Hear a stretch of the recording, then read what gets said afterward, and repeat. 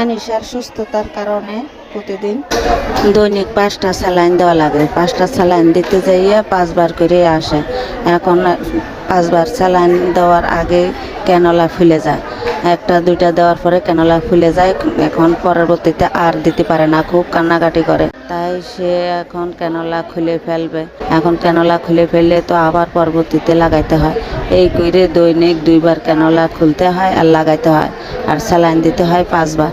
তাই এখন এই মুখে খাবার যেহেতু কম খায়, তাই ডাক্তারে স্যালাইনটা দেওয়ার জন্য বলছে। তাই হাসপাতাল থেকে স্যালাইনটা দিয়ে দেয়। এটা আমাদের কেনা লাগে না, এটাই সরকারের থেকে ফ্রি পাওয়া যায়। এটা যাই হোক, এখন আমার মেয়েটার জন্য সবাই দোয়া করবেন। আমার মেয়ে এখনও সম্পূর্ণভাবে সুস্থ হয়নি, তবে 2 দিন 24 ঘন্টা পর্যন্ত জ্বর আসে নাই।